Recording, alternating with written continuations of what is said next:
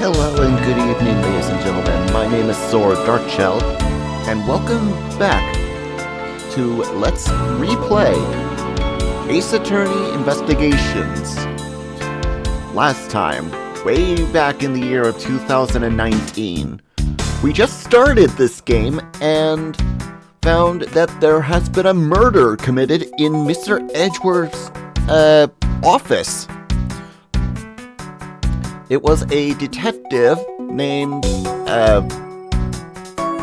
what was his name?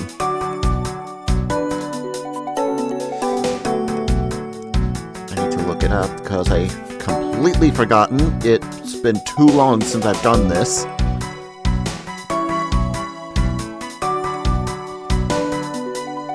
The boy's name was...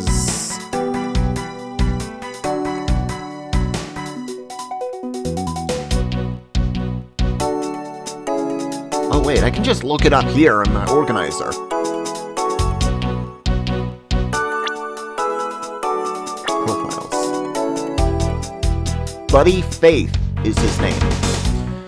And upon going through everything that we could in the investigation, a new guy came into the room named Jackie Sportsman. A sportsman-like not defense attorney, prosecutor, who seems to think that it was either Gumshoe who killed his partner, or Maggie Bird, a new security guard at this building, who let the master key of the building get stolen so that the killer would get access to Mr. Edgeworth's office and kill the officer there. After some much needed gathering of evidence and using logic for this, we learned that that neither of them could have done it, but they still kicked us out of the room anyway to do their own investigation, which means we gotta do our own Part 2 of the investigation here in the hallway. So let us get started. And we'll start by looking under this seat here. I won't rest until I've inspected every suspicious looking nook and cranny.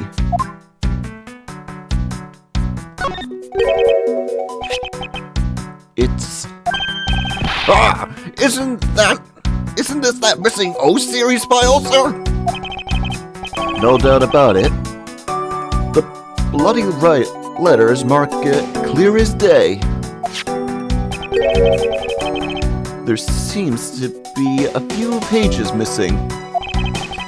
Our thief took only what was necessary and left the rest behind. So what are these O-files about, sir? I guess they've got nothing worth stealing in them, huh? Not particularly. It's just a collection of court cases files. However, these cases within these files are not mine. Huh? They belong to the High Prosecutor that used to occupy my current office. I have my reasons, but let's just say I was charged with keeping them as they were. Then that means the thief must have also wanted the file for a specific reason, right? It would seem so. Only the pages related to that case from 10 years ago are missing. I wonder why anyone would care about such an old case. Why, indeed. Maybe we can look into it now?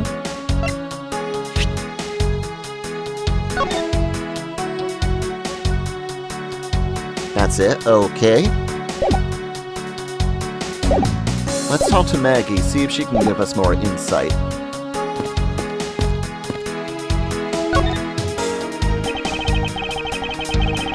was wondering if I may speak with you for a bit concerning this case. I've always been a big fan of the courtroom, but this is like a dream! A dream where I've been cross-examined by the Miles Edgeworth. I can't let this chance pass me by. I must remember to ask her about the master key. She jogged her memory by showing my notes to her through the presentation button.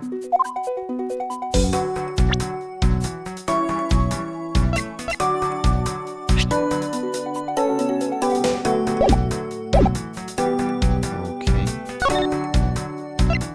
I pressed the wrong button. So, when did you discover that the master key was stolen? By the time I realized it, I think it was around 1 a.m., sir. And I noticed it was back at around 2:30 a.m. It was just sitting there on the ledge where the security room's reception window is. But I'm sure that between those 2 times, it was not just gone, but stolen, sir. Why is such an important key stored in such an insecure place? It's not like that, sir. We always keep the key further inside the room, away from the window. Always, you say? Except for this time, correct? Well, I admit that it was a bit careless. But I had my reasons. I lifted it out because I was sort of using it at the time. It was after I had used it that I left it sitting out on the ledge. She used the master key?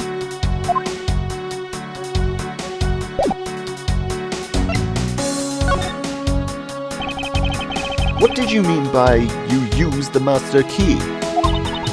Oh, I had to use it to open the door for this prosecutor who had forgotten his key.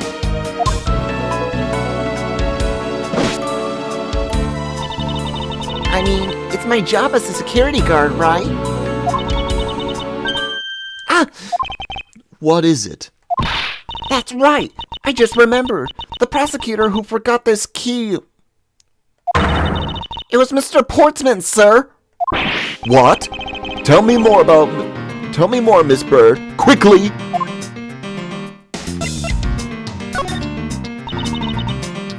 It was around 12 a.m. Mr. Portsman had forgotten his office key, so he came down to security, sir.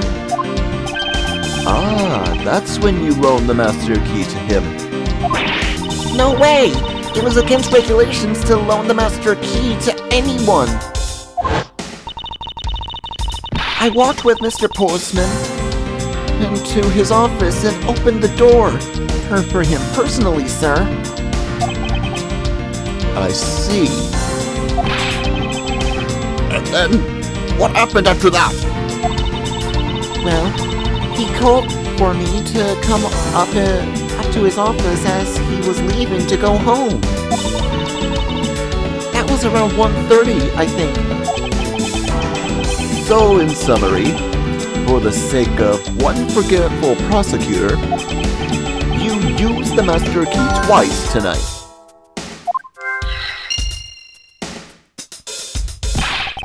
Talk about suspicious! I doubt you can say that you've never left your keys at home, Detective. I think this calls for a thorough examination of Mr. Portsman's door.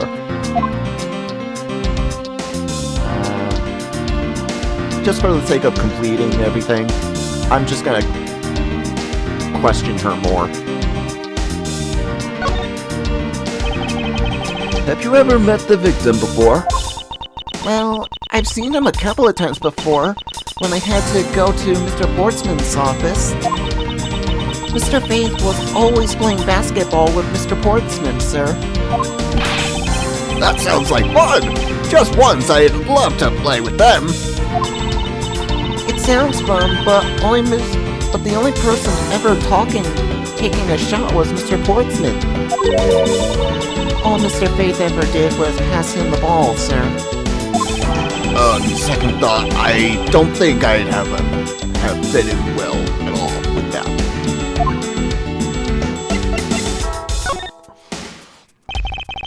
Miss Maggie Bird, correct?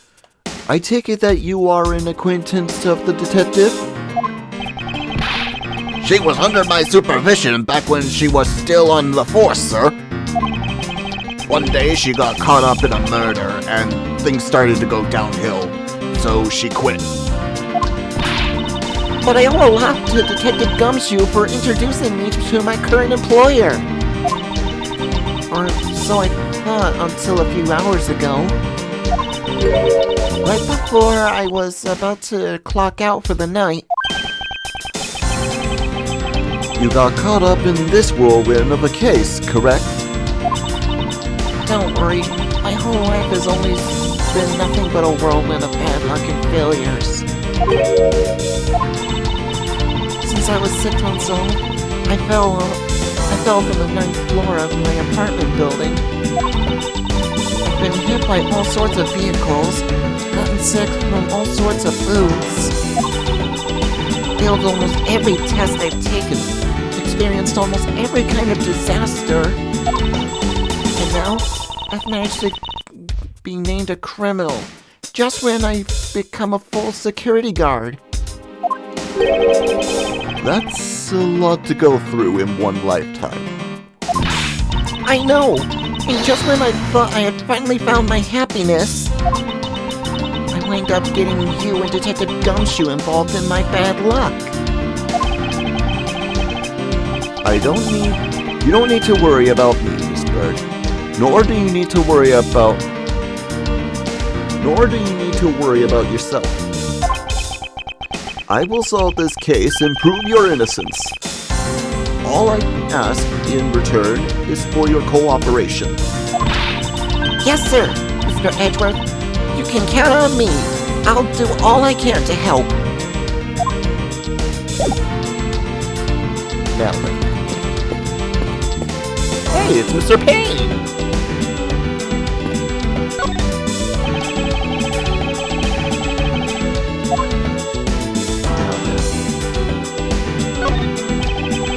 The door is locked tight.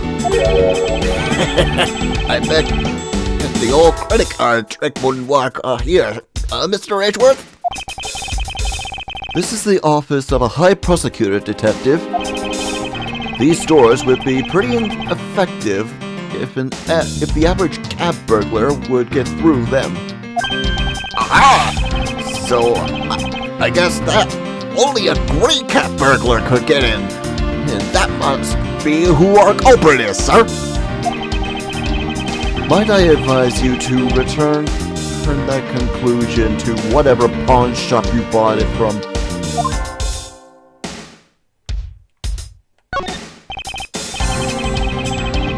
Room 1203. I take it that this is Mr. Portsman's office? Yeah, you can't mistake it because of the basketball hoop, sir. Oh, that reminds me. Mr. Portsman had actually wanted in room 1202 really badly. But since you were already occupying it, Mr. Edgeworth, we put him next door, sir. So why was Mr. Portsman so particular about getting room 1202? I'm not sure, but I bet it's because of something like his birthday, or is December 2nd? Yep, that's gotta be it. I can't think of another reason why. I can think of at least 3. Ugh. Why am I even wasting my time thinking about this? Let's see.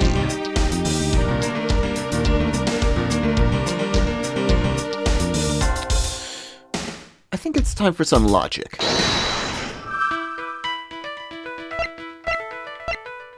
Let's do this and that. Yeah, that seems right.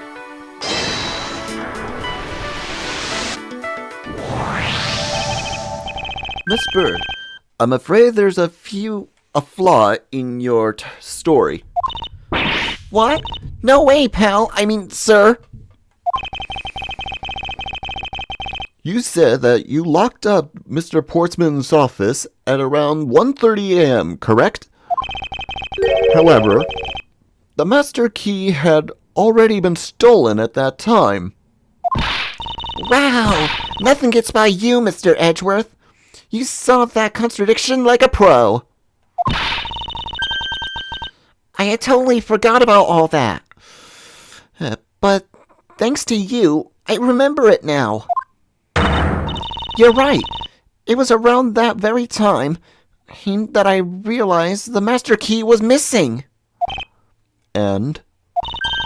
Well, I'm a security guard, sir. I couldn't just admit to losing the key, can I? So I pretended to lock up his room, sir. You pretended? Yeah, I used my house key and made it look like I was locking the door. So in actuality, you never did relock the door, then? Well, I thought that maybe I could go back and lock it after I found the key. Come to think of it, I guess the door still hasn't been locked properly.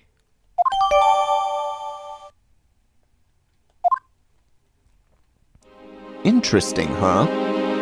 Well now, let's examine that lock. The door is locked tight. Oh wait, he's saying the same thing. Well, wonder if there's anything new.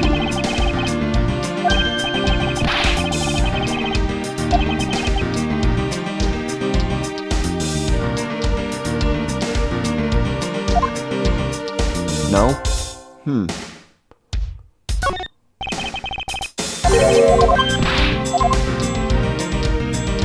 I feel like I'm missing something here.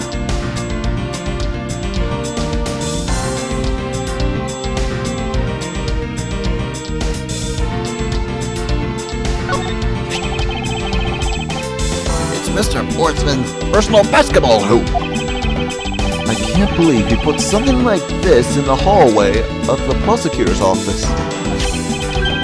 But you know, it's actually pretty useful, sir. I haven't gotten lost trying to get to your office since it's been there. How long have I been into the same office and yet you still managed to get lost?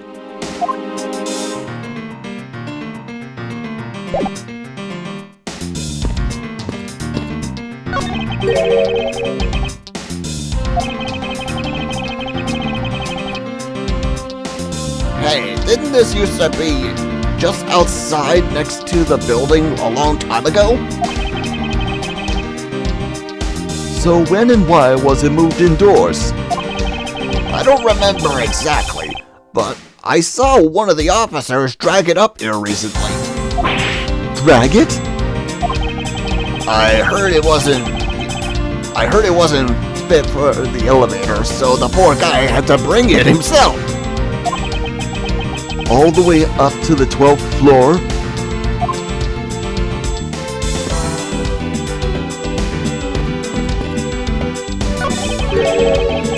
What's a basketball doing here? That's Mr. Portsman's prized possession, sir. I heard he also plays soccer, dodgeball, and even tennis. And not a single one of those sports are suitable to be played in the hallway.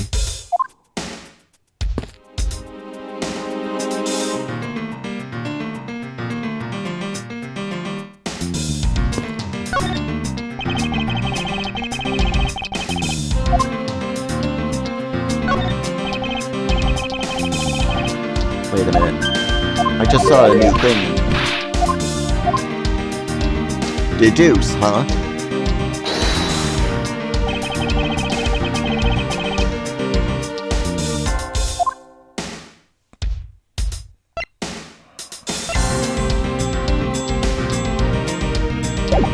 I need to examine the doorknob with this.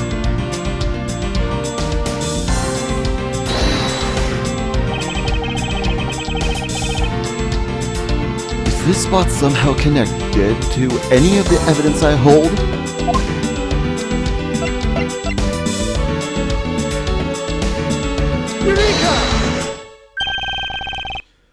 There's a contradiction between reality and the evidence. If what Miss Bide has said is true, then why is this door locked tight?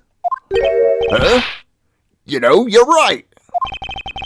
Miss Bird, are you sure you didn't relock this door? I'm certain of it, sir.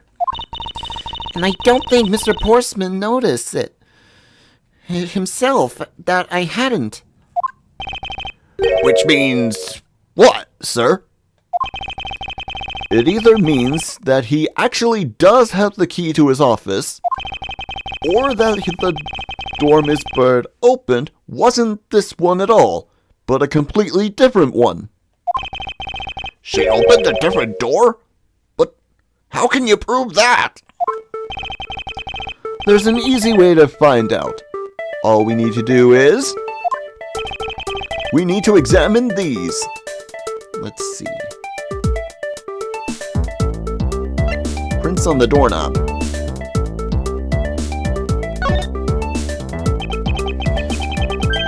The prints on the doorknob will tell us everything. Hey, you! Yeah, you, pal! Oh, Do us a favor and see what you can lift from this, okay? So, what did you find out? there's no need for such belligerent nostril flaring, Detective. Sir, I have found only Mr. Portsman and Mr. Fave's prints on the doorknob. So only 2 people's prints were found on this door, huh? That's pretty decisive. Huh? I'm lost, sir. Thinking logically, a certain other person's print should be on this knob as well. Now then, whose print should be on this doorknob? Take that! Don't you find it odd that the prints of this person who unlocked this door are absent? You mean... Yes, the door that Miss Bird opened could not have been this one, but a different one.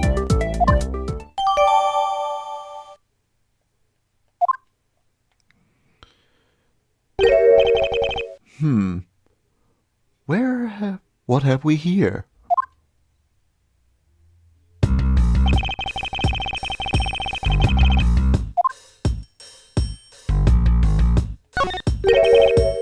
What is this?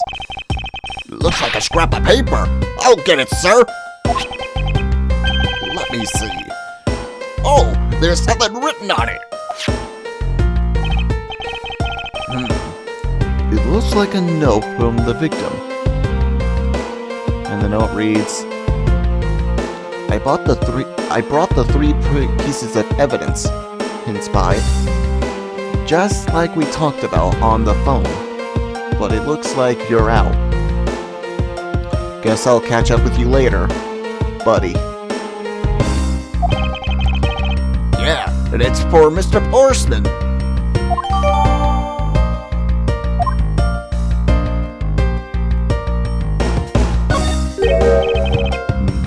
What's this? What are you looking at, sir? Oh, hey, how about a game? That's okay, Detective. I just found the position of this hoop a little bit off. Hey, you're right, sir. I guess it shifted when someone made a seriously sweet slam dunk. The positioning of the hoop is definitely unusual. I better take note of this.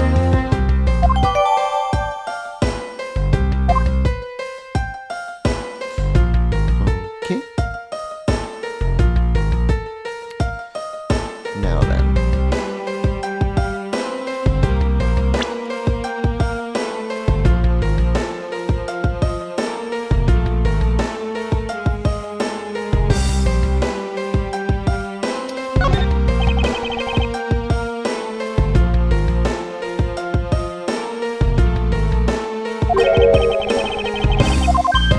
just the same old thing, huh?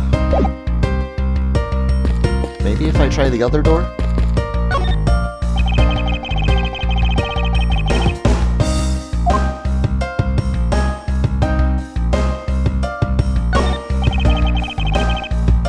I don't see any signs of forced entry, and according to the guard, no signs that the lock was picked either. Meaning that the door really was opened with a key. Did you happen to ask if any prints were lifted from this doorknob? Apparently, the doorknob's clean as a whistle. Why do they think? Whoever this thief is, they did a good job of not leaving any clues behind.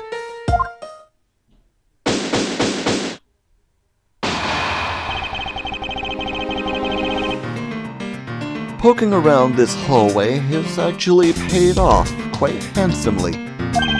Huh? How so, sir?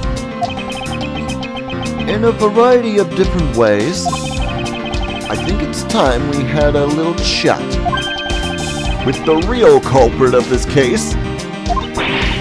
You know who the killer is? No, wait, that was Bird.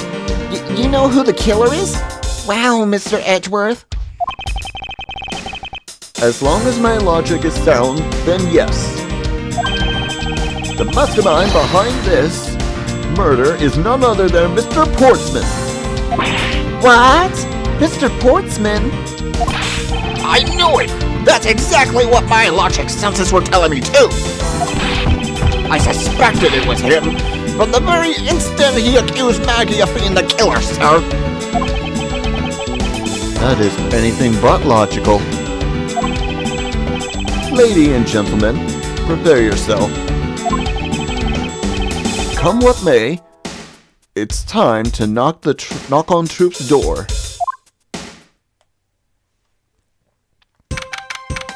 March 14th, 2019.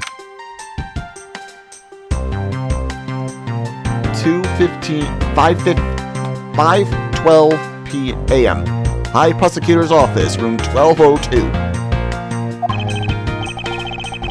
Mr. Portsman, we finished proceeding the bloody letters, sir. Alright, let me take a gander at it. Pass it here. Okay, looking good. You there, take good care of this. Ow, my face! Well, if it isn't Detective Gumshoe. End of the line for you, Portsman. We've got you now. Call off your dog, Mr. Edgeworth. Is this some kind of joke? It's no joke. We know, Mr. Jacques Portsman, that you are the guilty party in this case.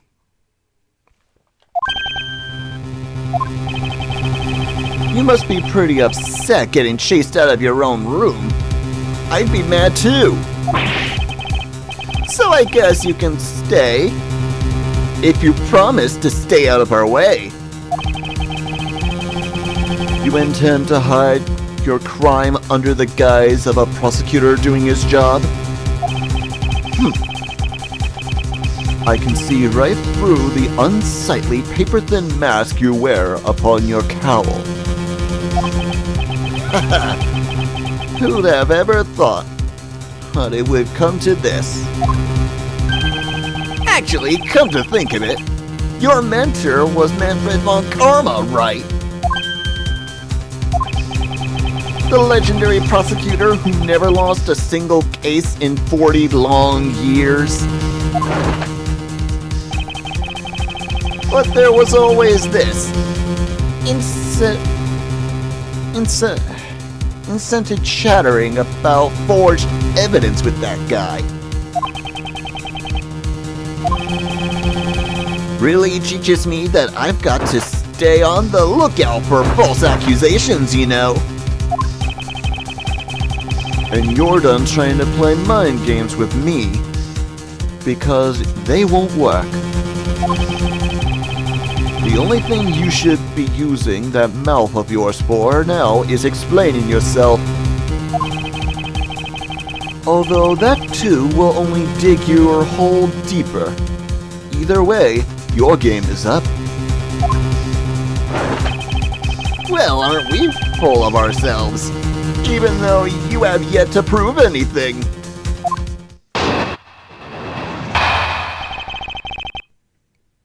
Mr. Portsman's rebuttal.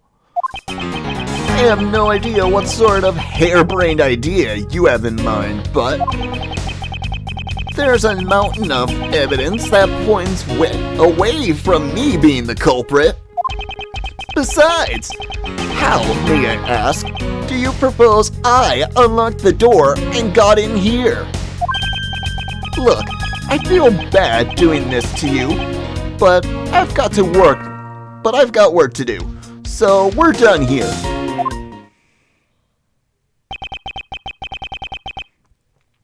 Sorry, but we are not finished yet.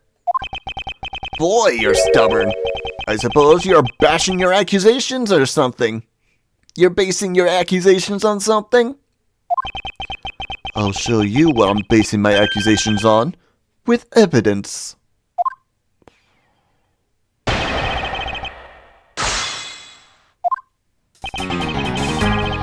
I have no idea what sort of harebrained idea you have in mind, but hold it! My accusation is a harebrained idea, is it? You tell me. I say it is, after all. There's a mountain of evidence that points away from me being the culprit. Hold it! Oh, and what, pray tell, kind of evidence are we talking about here? Jim was my partner, so you can't say I had a motive for killing him. And that's it? That's not even an anthill, let alone a mountain. But it's more than enough, wouldn't you agree? Might I recommend that you review what the word evidence means? It doesn't change the fact that the evidence doesn't point to me as the killer.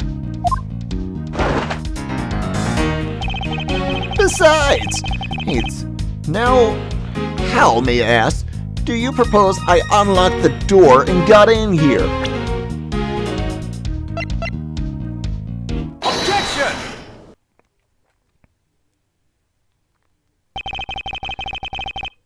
I believe you were able to open my office door with the master key, no less. Objection! Wait. Hey, hold on a second. I never laid a finger on that key, as you already know. Precisely. You were able to open my door without lifting a single finger. Well, maybe you did, but only to direct. That's right. You used your finger to direct this person to open the door. My door with the key. Take that! You have asked Miss Bird to open your own office door for you, yes? Yeah, I kind of forgot my key at home. Happens a bit too often for my taste, you know?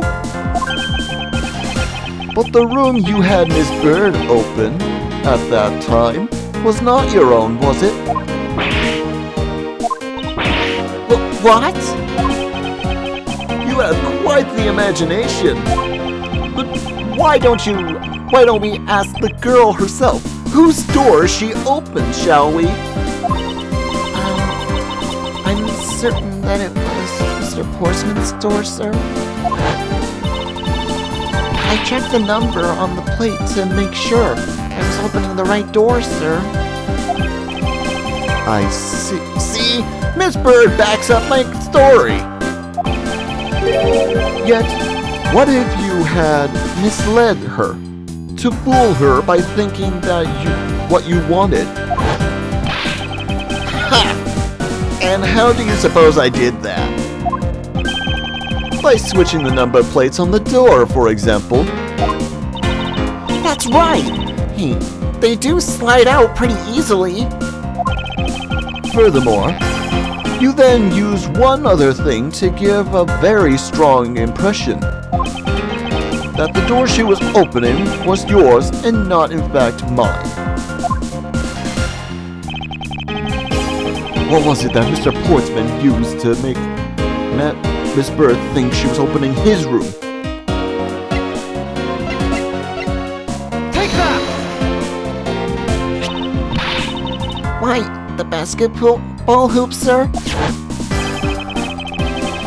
It's quite the peculiar fixture in any hallway, let alone a hallway in this building.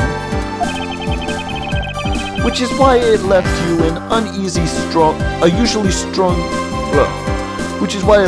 unusually strong impression on you. It's an object perfectly suited to fit just outside the office of a particular prosecutor. Yeah! That's very true, sir, because there was a basketball hoop sitting there. I thought the door I was opening had to be Mr. Portsman's. There are signs that the hoop had been moved to sit it in front of my office, to be sure. I see. So that's how you threw suspicion on people. Thanks for the tip. But I think your conjecture is a little off the racetrack.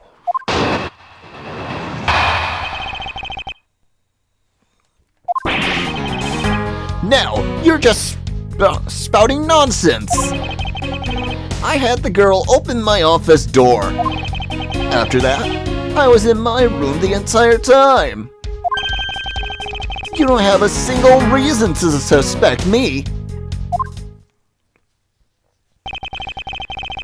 So he intends to claim his innocence to the end, does he? I'm as pure and innocent as my jacket. And Miss Bird's is as dirty and guilty as the jacket she wears. My jacket's not dirty. I'll have you know, I just washed it yesterday. Please calm down, for I intend to show who is the one truly covered in slime here.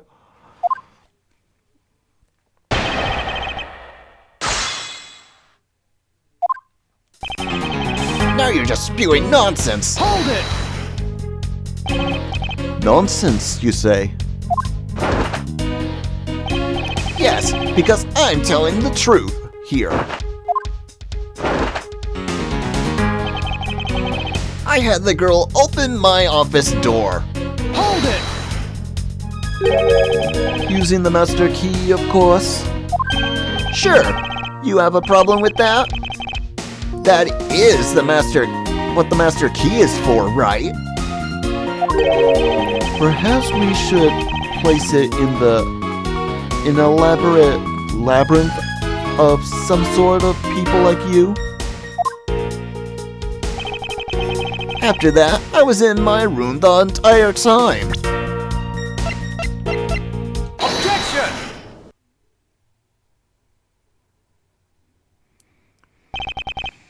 That was a lie. What are you talking about? How was that a lie? This is a note that the victim left for you, Mr. Portsman. A note? It was left under your door, or did you not notice? And right here it says, you are out. You were not in your room when the victim came to call on you. So then, where were you and what were you doing? Yeah! Shall I explain it in full detail for you? You were busy snooping around in my room, the very room you had Miss Bird open for you. Objection! That's just nonsense! You have no evidence that I made the girl open your door for me. Oh, but I do. I have very decisive evidence. No way! This is proof positive that you had Miss Bird open your door for you. Take that! I had your door dusted for prints. My door? What for? Come on, I bet you didn't find anything. You sure are good at wasting time. You're right, I didn't find anything. And definitely not Miss Bird's fingerprints. Her prints? What do they have to do with anything? Let's put it this way. If she really was the one who opened your door, then her print should naturally be on the doorknob she touched. Further, all of the prints on my office doorknob has been wiped clean off. I can only assume it's because Miss Bird's fingerprints were on it. Don't you think it's time you gave up your charade? We know you stole into my office with the intent of stealing something from me. And Detective Faith found you out.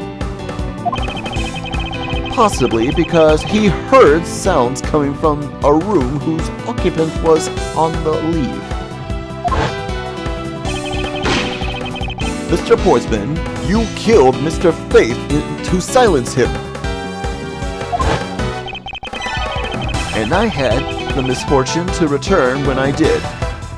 You had to threaten me as you escaped. As I said when you had the gun into my back, no one gets away with committing murder in my office.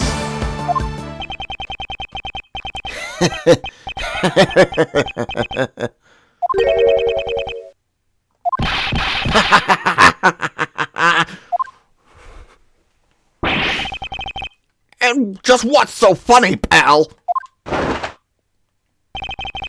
Well, that look of stiff seriousness on the face of this office's finest prosecutor, as he makes a huge mistake in accusing me, is simply too much to bear.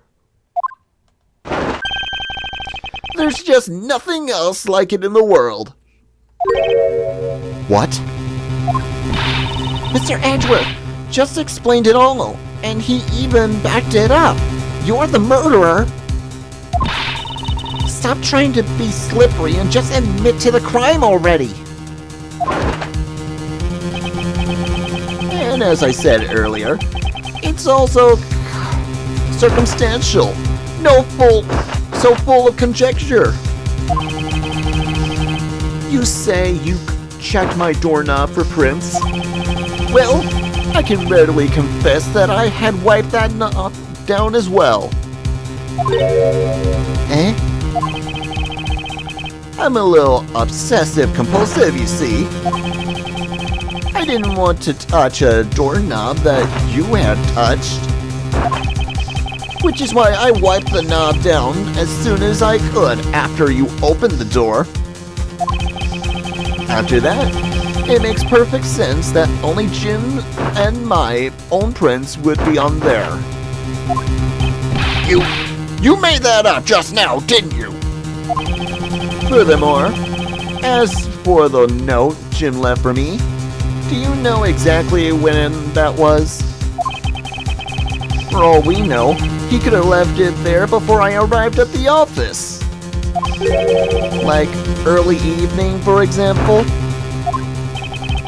Are you saying you failed to notice a note in your doorway? Hey, even geniuses fail at times. I was probably too preoccupied by work-related matters, although there's no excuse. Now that's just a flat-out lie. There's no way you didn't notice that note. A note that size. But you can't prove that, can you? Say something, Mr. Edgeworth. Back me up here. Portsman makes a good point. I can't prove that he didn't simply overlook it. Besides, I have an airtight alibi. Airtight, you say? I only realized that I had one just now as we were talking. I guess it would have been better for all of us if I had just told you sooner.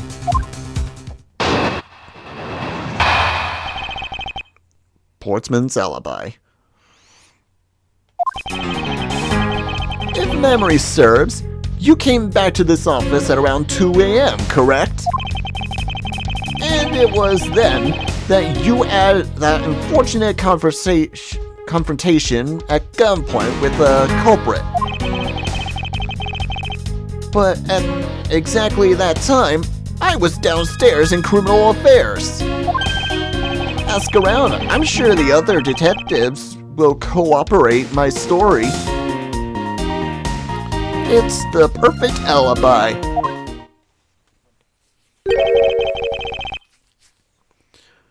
Do you really think it's that perfect? Like I said, I don't care. Ask around all you like. You'll see for yourself. Detective Gumshoe? Yes, sir. Sir, yes, sir. I'll go check out his alibi. Hey, sir, be right back. Mr. Edgeworth, sir. I think we're in trouble. It's just like Mr. Portsman said. The guy's down in criminal affairs, and they saw him at around 2 a.m. You see? All of these evidence point to him being the culprit. So there must be a contradictory point in his alibi somewhere.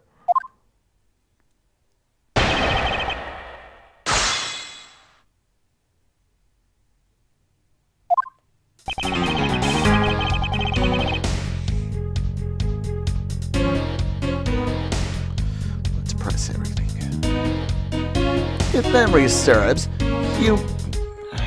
you came back to this office at around 2 a.m., correct? Hold it! You are correct. It was around 2 a.m. Are you sure? It's really important to me that you spot on with the time. I remember checking my watch then, and make no mistake, it was 2. Oh, giving testimony like a pro. Okay, so you came back to the office at 2. And it was then that you had that unfortunate confrontation at gunpoint with the culprit. Hold it! It is as you say, however. Yes, however, you are the only one who claims to have bumped into the culprit. So tell me, did you see the person's face? Was it me who you saw? It was pitch black, so I couldn't actually see. Objection! Oh, come now. I'm sure you saw something. Try a little harder, why don't you? I'm beginning to feel like I'm the one being interrogated here. Oh well, it doesn't matter if you remember or not. It only matters that you can run into the culprit. But at exactly that time, I was down in criminal affairs. Hold it! So you paid the criminal affairs department a visit. Yep, Right after I left the prosecutor's building, I headed straight for the precinct. Ask around. I'm sure the other detectives will corroborate my story. It's the perfect alibi. Hold it! Well, we did go and ask around to confirm your testimony. And it was just as I said, right? Yes, sir. A number of detectives said that they saw you at around that time. See, I have the perfect alibi. That's the ace I have up my sleeve. Impossible!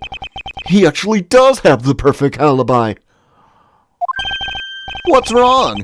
Why the sudden sullen look on your face? Can't you say anything back, Mr. Edgeworth?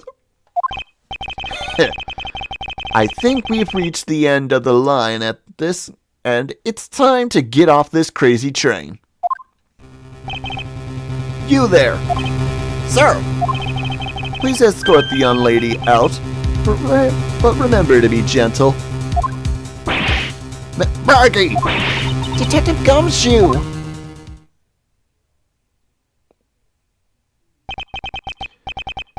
Is there nothing I can do? There must be a way to turn this situation around. If only I had a clue. Did I miss something at that can help me cast doubt on his alibi?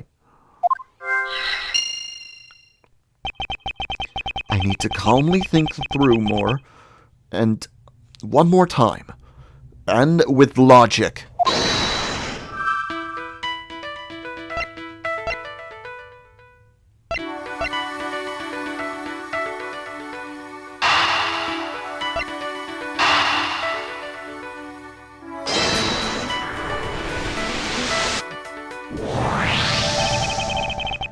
There were 2 bullets left at the scene of the crime.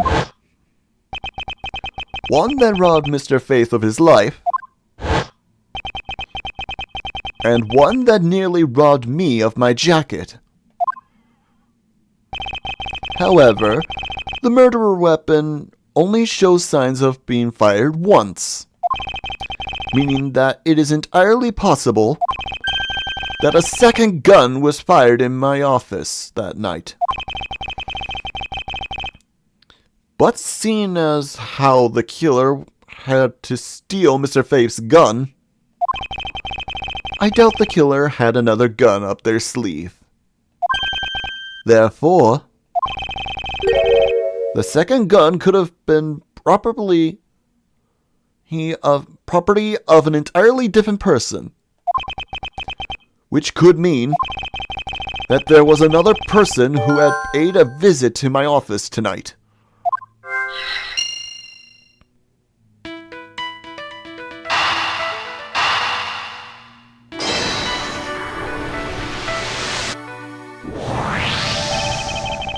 Supposing there was yet another visitor tonight, that would also resolve the issue of why my sleeves were upended twice.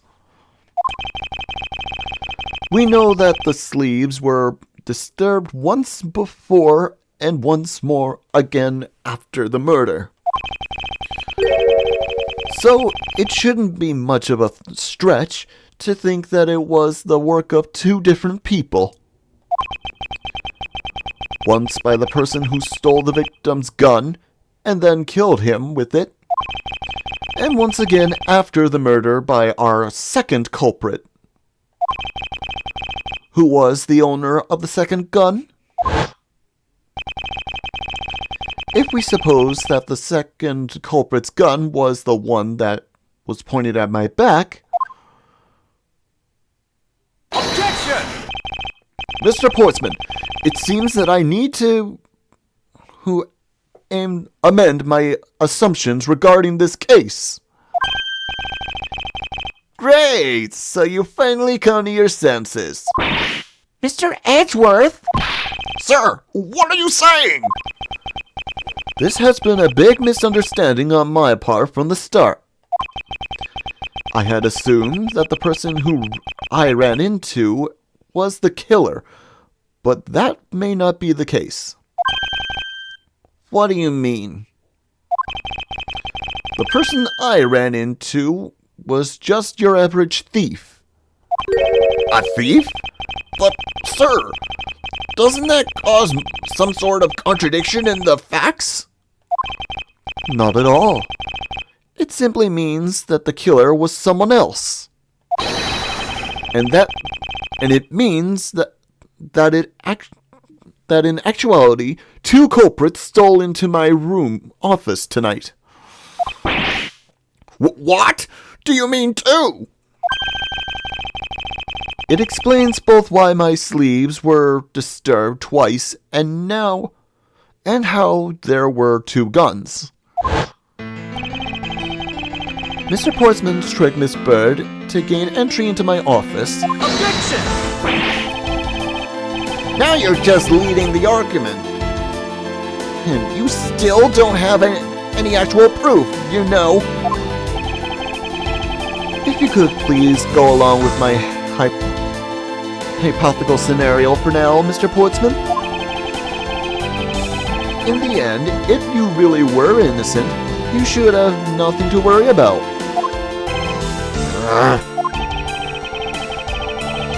Now, returning to my scenario, Mr. Portsman was out to steal something from me. Which is why he checked my secret safe and ransacked my shelves. This is the first time. So then, this would be when the files were put back in the wrong order, right? Correct. And then, just when he was about to look somewhere else, who should walk in but his own partner, Mr. Faith? But why did Mr. Faith come into your room, sir? He probably had business with Mr. Portsman, which is why he was in the area. But that's when he noticed sounds coming from my office, would be my guess. Oh, because you were supposed to be away, right? And he must have thought it was odd, so he came into this office to check it out. Correct. And as a detective, if that was the right thing to do. But when he came in, he found his own partner standing there. Because it was Mr. Portsman, Mr. Faith probably let his guard down. But Mr. Portsman was not so merciful as to let him leave alive. He waited for Faith for a chance and stole Mr. Faith's gun from him. And then he killed him. He silenced Mr. Faith for catching him in the act of stealing.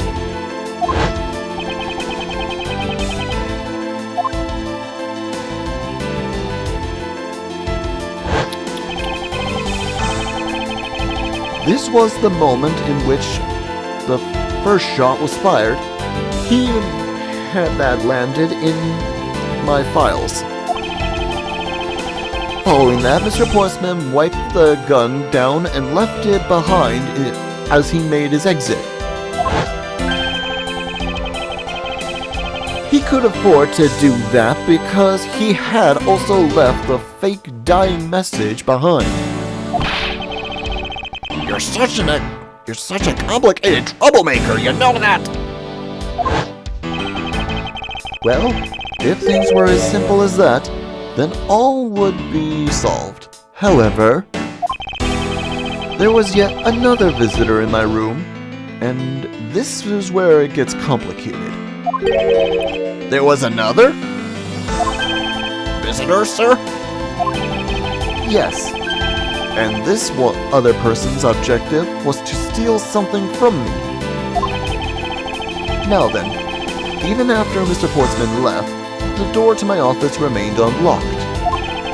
However, this new visitor had no way of knowing that, and so he stole the master key from the security guard's room.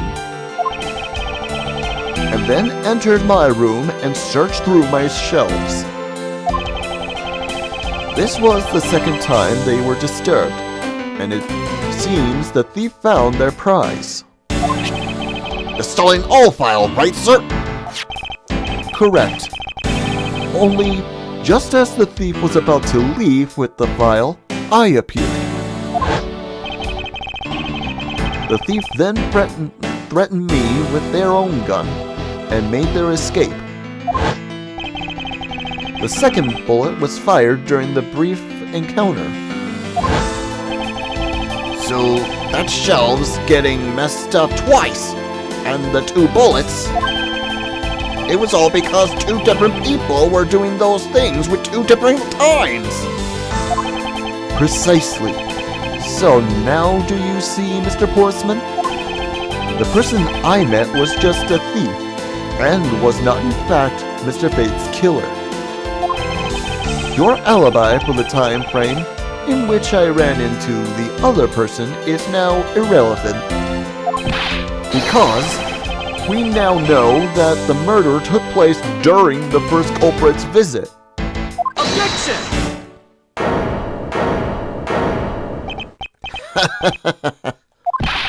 What's so funny, pal?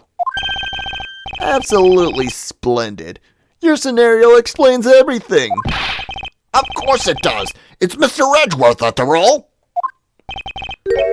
But you know, it still doesn't change the fact that it's all circumstantial. Supposing if, and that's a big if, your theory is right, it would indeed render my alibi, which is withstood security, mind you, irrelevant.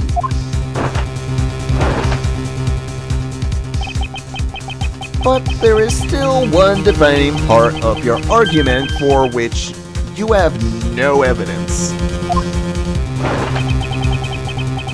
Your suspicion that I was the first visitor. Mr. Edgeworth, you can't let him get away with that, sir! But he has a point. I have absolutely no proof at this point. Don't say that, sir. I don't believe this. Don't worry, Maggie. I'll do something if I must. You know something? I find your attitude to be somewhat peculiar, Mr. Edgeworth. If the person you met really was just a plain old thief, then why is that person not your main suspect? That is, if your theory is correct.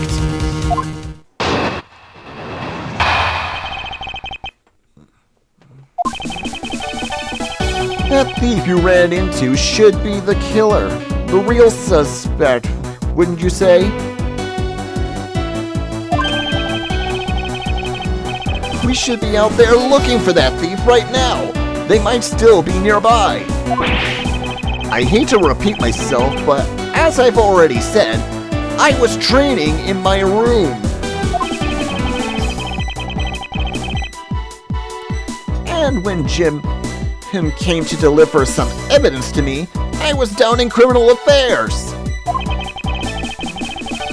So I can't be expected to know what happened around here after that I left.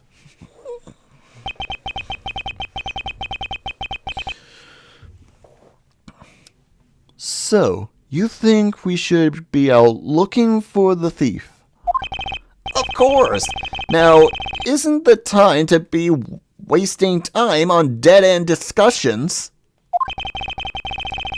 I don't think it's at all dead-end. I find your alibi to be fascinating. Let's continue where we left off, shall we?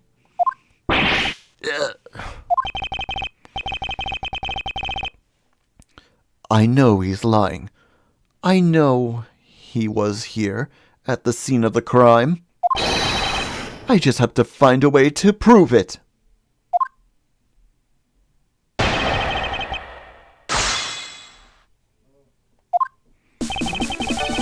thief you ran into should be the real suspect, wouldn't you say?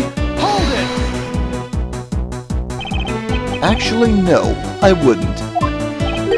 Why not? That's elementary. The dying message, of course. Mr. Faith's killer very clearly left those letters on the spines of those files. And it was after they were on there that the thief stole one of them. You mean the old files, right? And that's how we also know the letters themselves were a setup and not from Mr. Faith.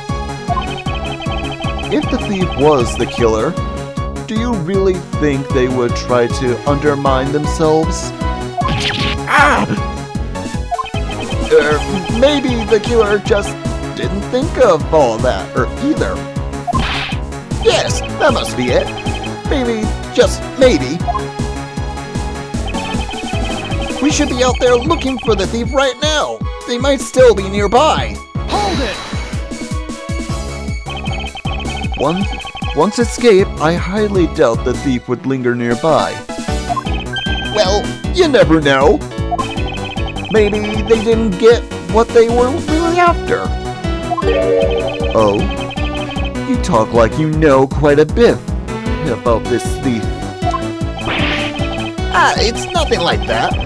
I have no idea about anything, after all. I hate to repeat myself, but but as I've already said, I was training in my room. Hold it! But according to Mr. Faith's note, Hold on, I thought we already cleared that up. didn't we say that Jim left that note for me in the early evening? If you have proof that he left it at a different time, say just before he was murdered. I don't have any, no. You see, so I insist again that I was in my office the entire time. And when Jim came to deliver the evidence to me, I was down in criminal affairs. Oh, really? Hold it! Why didn't you go there with Mr. Faith? That's because he said he was tired and was going to take a quick nap. You know, those sofas in the hallway? He likes to sleep on those. It's one of his habits. And what of the evidence he bought? They were things related to yesterday's case. Just 2 items, a gun and a pendant. Interesting. This piece of testimony seems too crucial to let slip through the cracks. He brought me 2 items, a gun and a pendant, that are related to yesterday's case.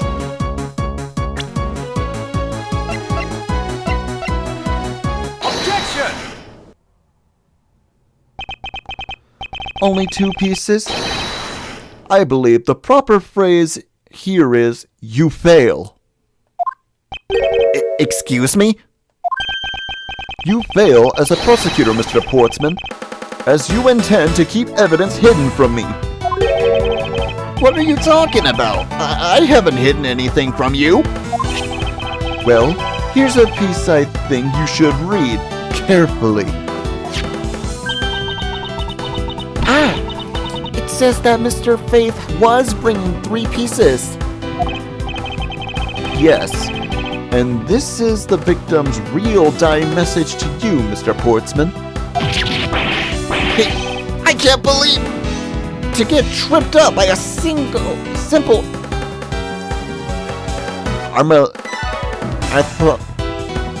Whatever that word is. Where is the missing piece of evidence? It's... You have it, don't you?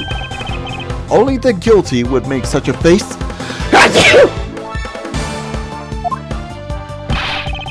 Detective Gumshoe? You don't have to say it, sir. I'll pat the guy down from head to toe. What? Don't come any closer! I'm warning you! This is all part of the investigation, pal. So don't even think about stopping me. No! Hey, what's this? He had this on him, sir. Despite what you said, it would appear that you do have something to hide. But why would he hide something like that? There's only one reason why anyone would hide evidence of this caliber. Because it would be unequivocally point to the person himself as the real killer.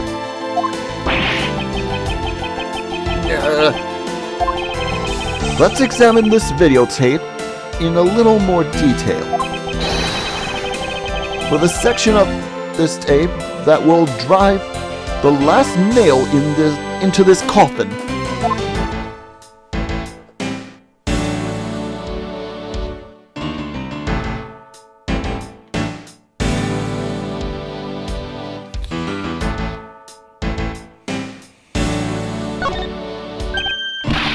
Ah, that's blood, isn't it? Yes, and I believe this is what the good prosecutor was trying to hide from us. This blood is still fresh. You mean this might be from Detective Faith's blood? No, you've got it all wrong! No amount of denial can save you. We have but to run a blood test and find the truth. You told us that you have received evidence from the victim earlier. Now you will tell us when and how did this victim's blood find its way onto this video? Yeah, it's totally suspicious. Was it at the moment of his death? Did Detective Faith have this videotape on his personage when you killed him? You know very well there's no way to prove that. Even if we were to examine this tape for fingerprints?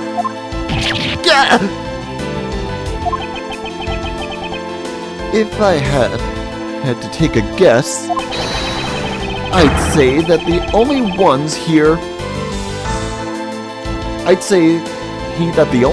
on here would belong to the murderer, Miss You and Mr. Faith. No, impossible!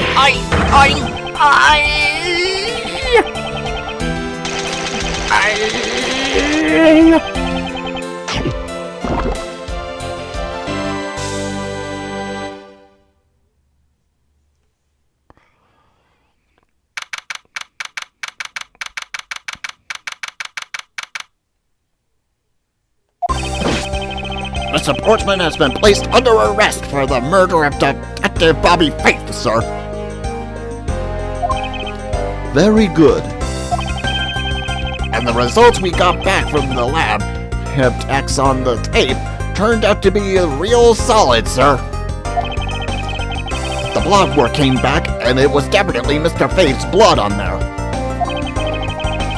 And as a bonus, they were able to lift a few of Mr. Faith's fingerprints as well. Thank you so very much, Mr. Edgeworth. I still can't believe I got to see your cool deduction skills outside the courtroom. I'm impressed beyond words, sir. It was nothing. I'm just sorry you got caught up in a murder in my office. Please, accept my apologies. Aw, it's nothing, really. Compared to what I've been through, I mean... consider myself lucky that it was only a burglary and a murder this time, sir. If it had been a hold-up or a hostage situation, I'd have thrown my hands up in the air. I think I'm finally raising from goddess of misfortune to just an unlucky person. Something tells me we should have hired a different person for security detail. You know something, sir? That Mr. Portsman really was one corrupt prosecutor. And why would you say he was corrupt? Well, I heard there were a number of suspicious things related to his court cases. There's even rumors about how some of the evidence he uses were forged, sir. Forged evidence, huh? And they say he even decided not to prosecute a few cases for some really vague reasons. Oh, that guy was a complete disgrace to the entire profession. We never did get around to asking what his reason was for breaking into my office. Yeah, whenever he got near that topic, he just clammed up. Although we can be pretty certain that it was to steal something. This is just between you and me, sir, but there's a rumor that some sort of huge organization is involved behind these scenes. Oh, well. With Mr. Portsman not willing to divulge anything, it certainly lends credence to that rumor. It would seem that we haven't heard the last of this. Huh? Then Mr. Portsman isn't the bad guy? I didn't say that, but rather that there are still many more mysteries for us to solve. For example, we still haven't figured out the significant evidence to this piece of evidence.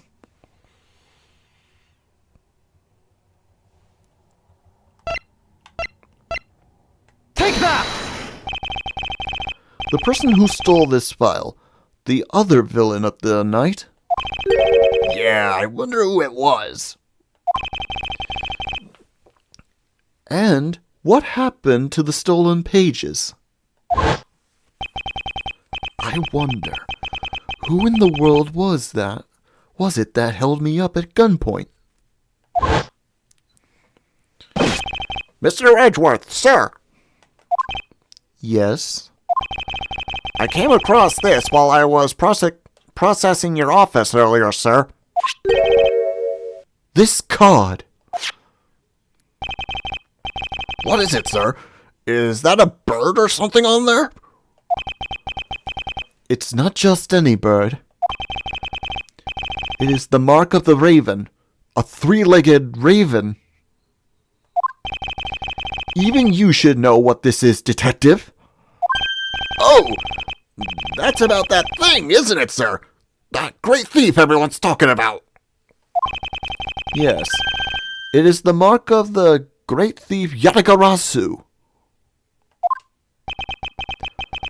Under the mark of the legendary bird, the Yatagarasu is a noble hold to the end, a modern Robin Hood. Labeled mysterious and phantom-like, the Yatagarasu appears and vanishes at will. Though we don't know much about this thief's ultimate goal, we do know the targets. The Yatagarasu likes to find and make public evidence of corrupt dealings of all sorts. The theft is always performed in silence and always with perfection. Once a target is chosen, no dramatic calling card, or announcement is sent forth. Instead, the chosen corporation is infiltrated without even the target noticing. Some days later, the evidence that was found is sent out to the mass media, along with this single card. Although, it has been a while since the Yatagarasu's last appearance. Hey, Mr. Edgeworth! Look, something's written on the back! What? Let me see. It's the location of where the theft put the stolen files! So, the person who stole the contents of the file was the Yatagarasu? Yatagarasu. Organization. Quite a few key words are popping up in this mystery. The murder in my office. The return of the great thief Yatagarasu. Looking back, I can't say I didn't see these events coming. For they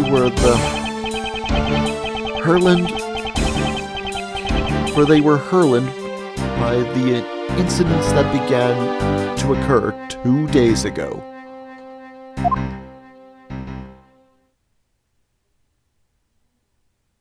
And that brings the first case to a close. I hope you enjoyed today's episode of Let's Replay Ace Attorney Investigations, Miles Edgeworth. I hope you enjoyed today's episode. If you did, hit that like and subscribe button, leave a comment if you want, ring that bell to be notified when our next video comes out. We do new videos every Tuesday, Thursday, and occasionally Saturday and Sundays. All this helps my channel to grow so you have more videos to enjoy. Until the next video, this is Saur Darkchylde, signing off. Have a good night, folks, and enjoy the